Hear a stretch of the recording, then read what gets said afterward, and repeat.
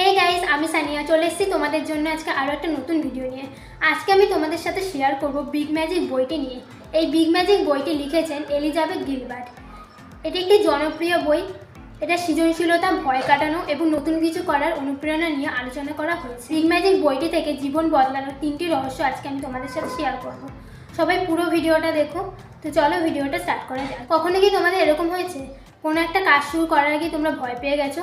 যেমন একটা YouTube channel খোলার আগে ভেবেছো যে আমি কি সফল হব, বা একটা গল্প লেখার আগে ভেবেছো যে আমার এই গল্পটা কি কেউ পড়বে। এটা ভেবে তুমি সেই কাজটা করোনি, তুমি সেই কাজটা করতে গিয়ে পিছিয়ে গেছো।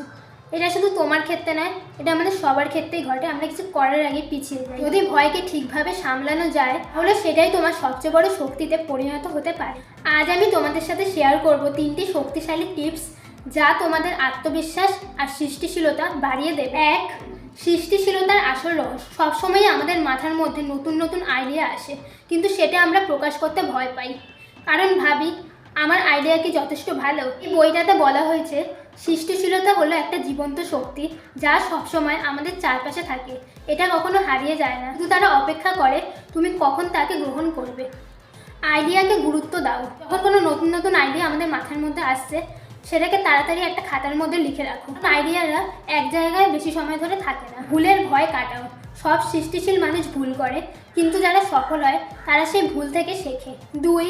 আমরা সবসময় আমাদের ভয়কে শত্রু মনে করি, কিন্তু এলিজাবেথ গিলবার্ট বলেছেন ভয় আমাদের সঙ্গী, এটা পুরোপুরি কখনোই চলে যাবে না। তাই আমাদের ভয়কে না হারিয়ে বরং সেটাকে বন্ধু বানাতে হবে। কিভাবে করবে?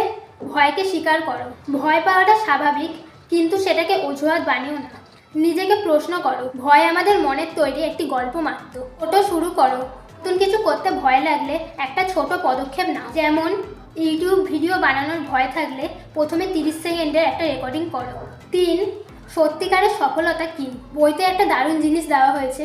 সফলতার আসল মানে হলো তোমার যেটা করতে ভালো লাগে তুমি সেটাই করো, ফলাফল যাই আসুক না কেন। আমরা অনেক সময় কাজ শুরু করার আগে ভাবতে থাকি সফল হব তো, অথচ বড় বড় মানুষদের দেখো, যেমন থমাস এডিসন বারবার ব্যর্থ হয়েও আরও আবিষ্কার করেছে।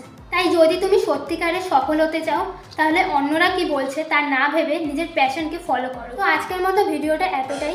ভিডিওটা ভালো লেগে থাকলে লাইক করে দিও, শেয়ার করে দিও, আর আমার চ্যানেলটা অবশ্যই সাবস্ক্রাইব করে দিও। দেখা হচ্ছে আবার নেক্সট ভিডিওতে। ধন্যবাদ।